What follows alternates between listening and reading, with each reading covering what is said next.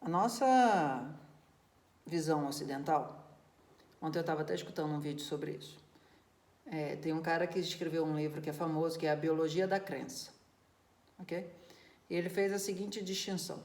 Existe basicamente uma galera que segue uma visão materialista, que ali tem um filósofo grego chamado Demócrito, e uma galera que segue uma visão que a gente pode chamar de espiritualista, que a gente poderia chamar de platônica, talvez socrática e etc.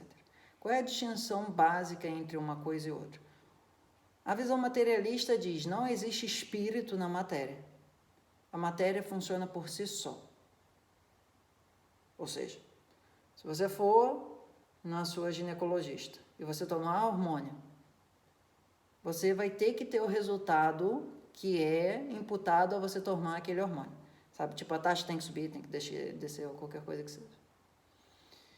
E existe uma outra versão que a gente poderia chamar de animista, a gente poderia chamar de espiritualista, a gente poderia chamar de bioenergética, onde existe um princípio vital que, a palavra vem disso, anima o princípio material que a gente chama de alma, no geral. Ok?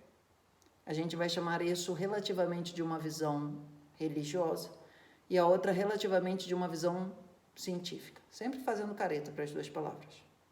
Ok? Tá? Então, o que acontece do ponto de vista psicoterapêutico para o Ayurveda?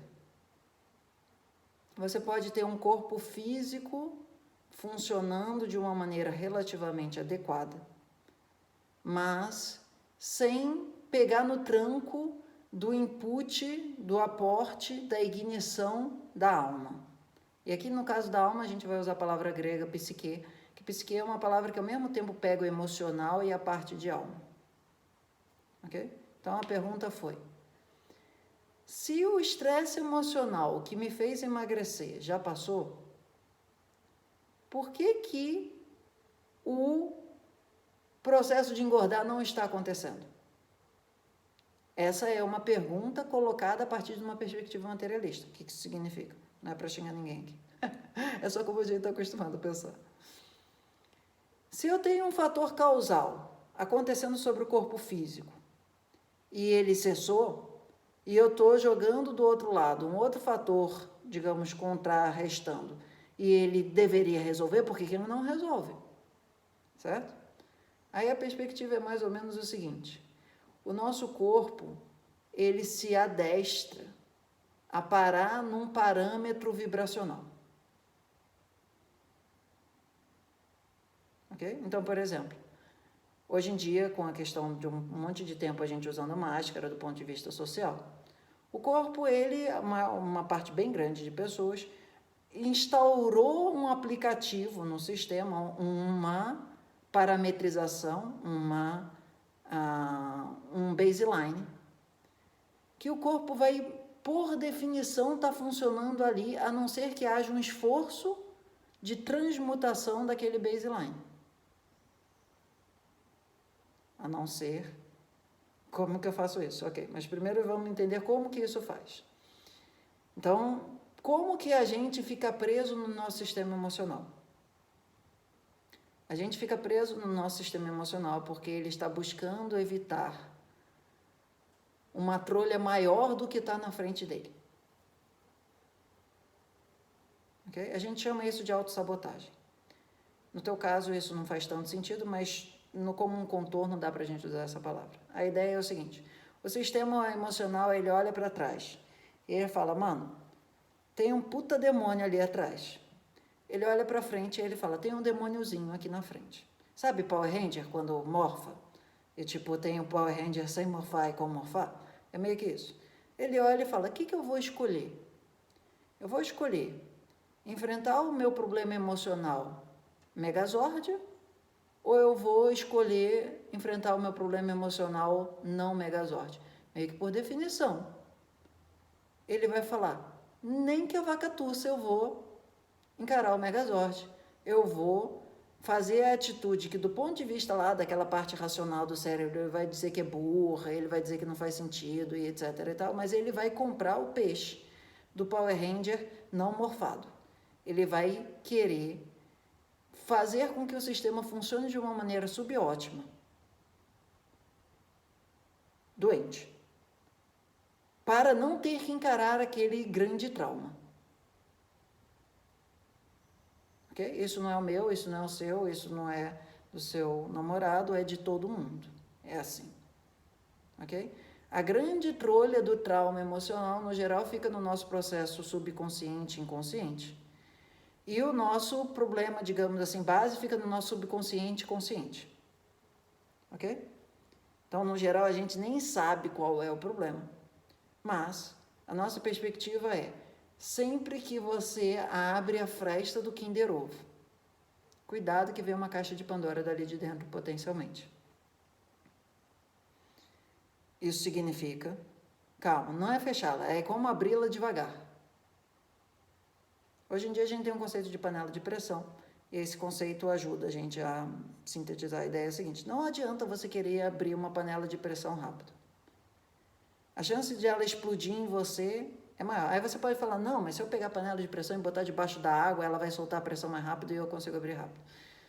Ok, mas ainda assim é uma técnica. Você operou o sistema para você conseguir abrir. Ok? O que a gente vai querer fazer, basicamente, é que ela vai descomprimindo bem devagar.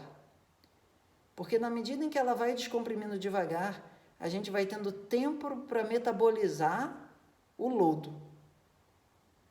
Ok? Se você está num retiro, se você está numa cirurgia espiritual, se você está num programa onde você pode pegar a panela de pressão, botar debaixo d'água e aquilo dali soltar um monte de pressão, e você, pela egrégora que você está ali, aquele processo ser metabolizado muito rápido, é exceção, não regra. Do ponto de vista de quem está trabalhando, vida normal e etc., esse processo de uma montanha de lodo emocional precisa ser trazido à nossa consciência bem devagarzinho, para a gente ter acne emocional para metabolizar aquilo. Ok? Então, por um lado, a gente pode cuidar do teu sistema de perda de peso, falando de baixa, falando de outras coisas, e etc. e tal, porque tem o intestino grosso na conta, e etc. Mas, por outro lado, como a gente já começou a nossa conversa, pode ser que a gente faça 50 baixas aí, que é, digamos assim, a via material. E o corpo emocional fica, você não me pega. Entendeu? Tipo, tirando sarro com a gente. Sim. Então, quando eu te perguntei que se esse processo aconteceu várias vezes, ele meio que aconteceu como um sim, a minha resposta foi, não é muito válido a gente atirar só no pé material nesse instante, ainda que a gente não vá focar nele. Porque é muito provável que a tua célula, mesmo que do ponto de vista contemporâneo, você está lá, sei lá, precisando do hormônio X ou precisando do elemento Z. Se você dá para isso, a tua célula não vai comer. Ok? E a nossa medicina fala o seguinte, só lá. Vai numa casa espírita. O que a ciência poderia fazer, leia-se ciência do ponto de vista ocidental como democritiana aristotélica, que é a perspectiva materialista. Do ponto de vista materialista, o que a gente podia fazer por você, a gente já fez, a gente não sabe o que fazer. A gente sabe que tem uns loucos espiritualistas, que de vez em quando fazem uns milagres, a gente não sabe responder como. Mas ok, assim, dado que a gente não tem mais o que fazer, chuta para lá, vai que funciona. Ok? Então, a ideia da gente é o seguinte, a tua célula, ela precisa se sentir segura para comer o que ela tem que comer. Não é que ela esteja burra, é que ela está apavorada. O que significa? Ela olha para a informação, eu preciso daquele elemento ali, ok? Mas, no momento em que ela abrir a portinha dela para aquele elemento, uma corrente elétrica vai passar dentro do, a gente pode chamar de tecido plasmático intracelular. Essa corrente vai ligar o processo de estresse. O teu sistema inconsciente vai sentir uma dor profunda.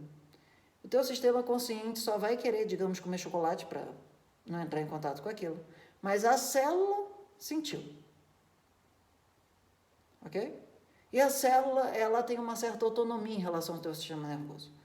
O teu sistema nervoso pode estar falando para ela, abre porra, abre essa porta, a gente precisa que você come. E ela fala, mano, eu entendo a sua necessidade orgânica, sistêmica, mas eu sou um ser relativamente individual também.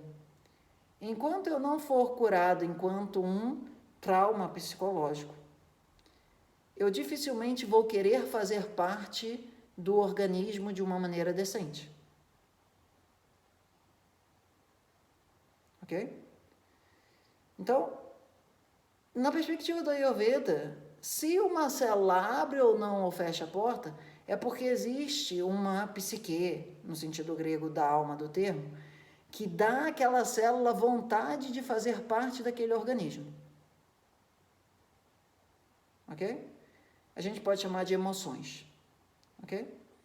Quando ela está altamente traumatizada, ela olha para dentro, ela fala, tem todo um, eu chamo de Balrog, eu não sei se você viu O Senhor dos Anéis, tem todo um monstro gigantesco aqui dentro. E eu estou querendo passar pianinho pela ponte para ele não acordar. Porque se ele acordar, vai dar pau. Okay? Eu não sei se você viu O Senhor dos Anéis, mas eu adoro essa cena porque eu acho que ela é muito expressiva. O Gandalf, que é tipo um mago poderoso ali, ele fala, não faz barulho porque senão o grande monstro vai acordar e a gente não sabe o que tem lá embaixo. Essa parte do que a gente não sabe com certeza o que tem lá embaixo, a gente só sabe que é bem ruim, a gente tem certeza que é bem ruim. Mas o que é exatamente a gente não sabe, é uma cena muito bela. Você vai lá, assiste O Senhor dos Anéis 2, que é uma cena assim que... Aí o que acontece? Na hora que você ativa aquilo, não é tipo dorme, né? Nem botar o Balrog para dormir. Ele vai subir, ele vai pegar teu pé. E você vai ter que gastar uma puta energia para, digamos, lidar com aquele trauma que arranjou uma fresta para vazar para fora. Então, a gente precisa, validar a pertinência do trauma. 2, saber como descomprimir ele. 3, entender que isso no geral vai levar tempo. Porque se for rápido demais, o santo é de barro, puft, caiu da carroça. Ok? Então, esse tipo de processo pode ser que leve uma semana, pode ser que leve um mês, pode ser que leve um ano, pode ser que leve 12 anos. A gente não está, do ponto de vista psicoterapêutico, no mundo do Ayurveda, lidando necessariamente com trauma seu dessa vida só.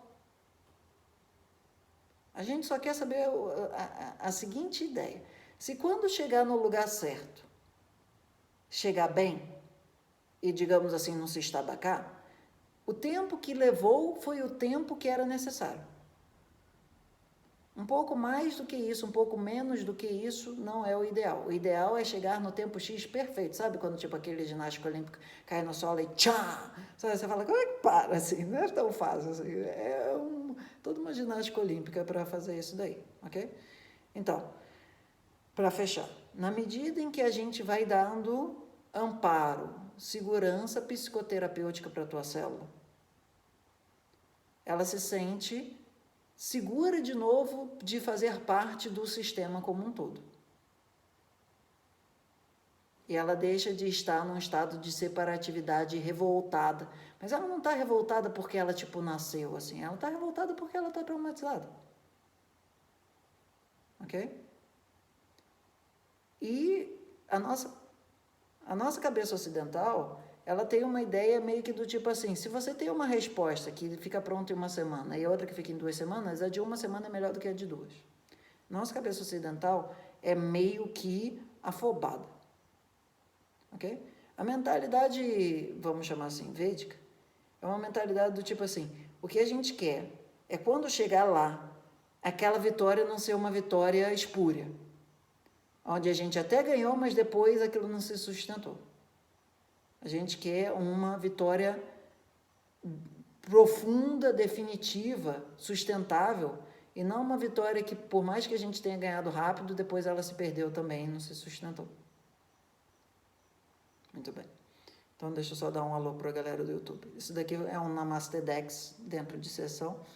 E se você curtiu esse vídeo, você pode mandar isso para alguém. Ou para você mesmo. E se quiser marcar atendimentos e etc., tem aí embaixo informações também. Namastê.